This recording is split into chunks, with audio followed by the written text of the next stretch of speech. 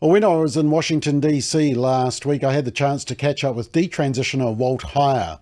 You'll recognise the name. He spoke at our forum last year, and he also runs a website called sexchangeregret.com. Fabulous speaker, but as we sat down to have a bit of a catch-up, bit of a chat, bit of a laugh as well, as you'll see, he talked to me about one of the key questions that have to be asked to a person suffering from gender dysphoria. It's a fascinating discussion. Let's check it out.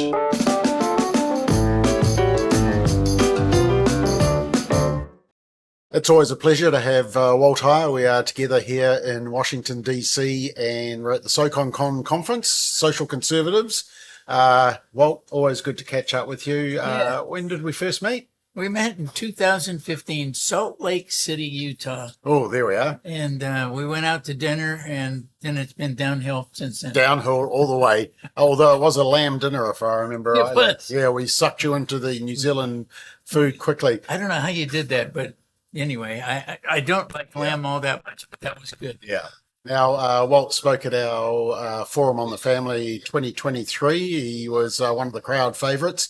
Walt, since then, what do you think is the main message you're trying to get across to people in this whole area of gender ideology? Yeah, I think most of the people keep wondering what's happening, what's really going on. And I try to encourage people, if they sit down like you and I are, and just somebody that you're talking to that's struggling with this, try to ask them key questions to get them to think.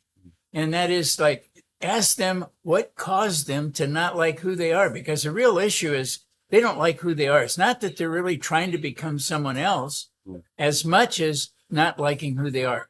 And if they liked who they were, they wouldn't be trying to become someone else. Am I right? So, I ask that question and people literally stop.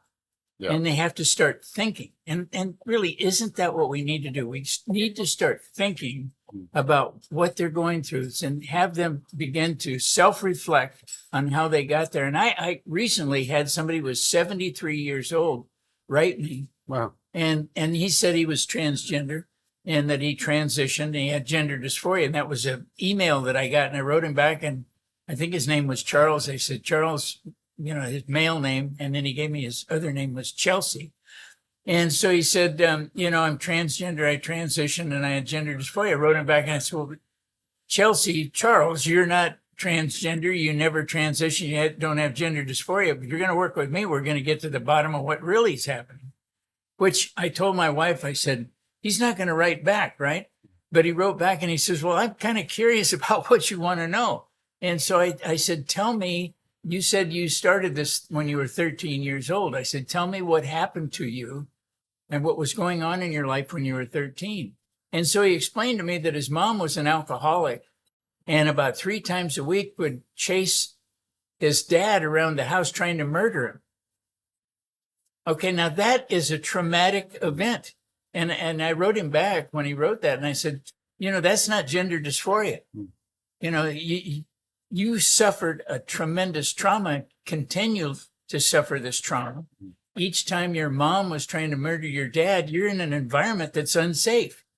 And so this caused you to have this disconnect in who you are. And what we know is, and this is documented, that anybody under the age of 17 that suffers trauma such as I just described, it actually alters the brain at the level of where our identities are being formed. So this is not about the LGBT. It's not about homosexuality. It's about altering the brain at where our identity is being formed. So if you have something happen to you as a child, such as a father dies, mom dies, somebody's killed in a plane accident, you have someone in the home that's seriously ill, you have all these things, you need to start examining. The term for it is, it's called adverse childhood experiences. And you can look that up on the internet. It's called ACEs. And the fact of the matter is that I think you would see literally over 90% of the people who think they're transgender or want to go through this, if we were to examine, I found this out myself in doing this, that when I dive into it and I show them something that happened in their childhood that they can explain to me, that caused them trauma and discomfort. They felt unsafe. It altered the way they felt about themselves. Get them to a trauma therapist who can deal with those issues. They don't need hormones. They don't need surgery. And take it from me. I did not like who I was because I was sexually abused, I was physically abused, and I was emotionally abused. I would have done anything to find a different identity so that I didn't feel that pain. The term for that is actually called PTSD. We know that from people being in prisons, people being in war, and we want to escape feeling the pain that we're feeling. I wanted to escape the pain of being sexually abused or emotionally abused or physically abused. So we look for some other pathway where we can go. And some people call that dissociation or dissociative disorder. The point is that none of us need hormones and surgery to resolve these issues. We need somebody to sit down with us and ask those questions. What caused you to not like who you are? And this is the fun fact about this. Once they identify what that is, then they understand they're not transgender. You see, that begins to, so you don't have to go in and argue with them. Let them tell you. Yeah. Yeah. That's the key. And I learned that probably after working, I've done this for 16 years, helping people. It probably took me the first 10 years to figure out that I was approaching it wrong. And I think most of the people do. They kind of dig in and say, well, you shouldn't be doing this. You shouldn't be well, I think we need to understand they probably should be doing it. This identity switch, they should be doing it, but they're not changing their gender. We should be looking at why they feel the need to do this. Yeah. And it's clinical. They're not trying to be abusive. They suffered, and the suffering started somewhere. And whether you're a parent, a clinician, a pastor, doesn't matter who you are, just a good friend, that you need to help them identify in a real nice environment. I ask everybody, sit down at a coffee shop, someplace safe, and just ask them, what caused you to do this? Why don't you like who you're really a cool guy. You're a nice woman. And I've done this with foster parents who got a child who was identifying as a transgender that came into the foster care service because the parents, it was taken away from them. So I asked the foster mom in one case, I said, sit her down and ask her that question. Why don't you like who you are? You're a beautiful girl. And within 2 weeks, that girl was no longer identifying as a boy. Right. Because if we affirm people in who they really are, their biological self, we begin to affirm them, they will embrace that. But you can imagine if we're not affirming them, we're giving them the idea they can become someone else, how harmful that is. Yeah. And so if we gave the same amount of affirmation, support, and encouragement to somebody in who they were, God made them to be, we wouldn't have all these people running around saying I'm transgender. Okay, now would there be exceptions to that? Because for a lot of young people, they're doing it because of the peer group pressure, the rapid onset gender dysphoria. Is there still trauma or comorbid disorders in that, or does the rapid onset gender dysphoria just meet the unbelief in who they are? Yeah, I think that's a great point. But actually what it is, it's a social contagion that brings on the rapid onset. So what we have is as many as 12 people getting together and going to a gender clinic. They're all girls. Yeah. This is typically what the females do.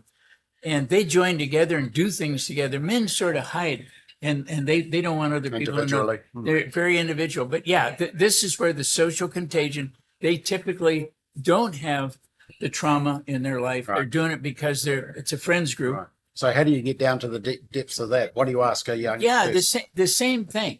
Because you can ask them, if you didn't have this friends group, where did you get this idea? What caused you to start this? And I did this in California with a group, and they actually started going, yeah, well, my friend did it. And then some of them admitted that when the group broke up, because they moved to a different school or went somewhere else, they no longer identified this way. Yeah. So there's your clue. But there's a third one, too, that that's coming up more and more often is the people getting addicted to porn and other stuff on the internet. And if you have a child that's digging in and spending a great deal of time on the internet, I want to encourage you to look at the search engine and see what they're looking at, because you'll find out they're looking at stuff that's very harmful to them. There's a lot of pornography out there. There's a lot of real harmful stuff. And many of the games that kids are playing are they're transgender-oriented games. And so they're indoctrinating our children with this. So that unfortunately, the internet is got a lot of really great qualities. Yeah. But one of them isn't this whole gender ideology, which is probably a good third of the people who begin to identify this way. So I think it's probably safe to say that you have probably a third of them had trauma, a third of them are being indoctrinated, and a third of them are part of the, the social contagion group. And so it's complicated, but I think the main thing is if we start asking them how they got started, and I've had 2 or 3 parents sit down with their kids and have a conversation just like you and I are, and ask that question. And I've had in 2 cases where the kids stopped identifying just during the conversation and say, "Mom, I really don't want to do this." Wow. So I think, but what's so important to not shame them, not say things that are harmful. Ask questions. See questions that aren't going to evoke some anger out of them. Just ask them. I mean, who doesn't want to know why you're acting that way? Tell me. I want to help you. I want to know what's going on, right? And so parents can do that. Friends can do that. Sometimes a brother, or uncle, aunt, grandparents sometimes have. I've had a grandparent have one of the biggest impacts on the kid that the parents didn't have, because the child saw the grandparent in a different way. So I think we all just need to take a step back and realize that there's something going on, and in many ways it's sinister from what they've seen, but there's a way to cut through it, and a way to reach them, and a way to have a heart to help them. Yeah. I think 2015 was when you started. It was when we put out our first report that Glenn Stanton from Focus on the Family wrote. And I think we brought you to New Zealand in 2017 or 2018. We were ahead of the pack. You came last year. It feels like we've reached a tipping point. It almost is. It's like people wanted to be kind and accepting and loving, but we've reached this truth point where we realize this ideology is actually very harmful. It's wrecking sports. It's wrecking kids. It's harming families. We're chemicalizing and castrating healthy people. Do you think we've reached a tipping point on this? I do. I really do. Yeah. I think we're probably another 2 or 3 years away from really seeing the great impact.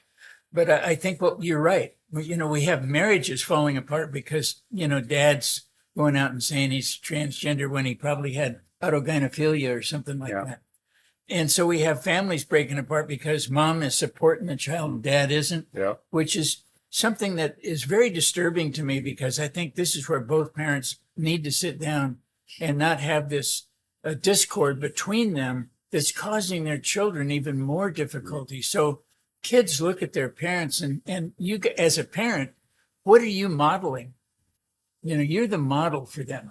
And so I've had a lot of cases where the daughter says, "My dad is so vicious and so mean to my mom, I hate him," and so we have these things where people are looking at a gender like dad.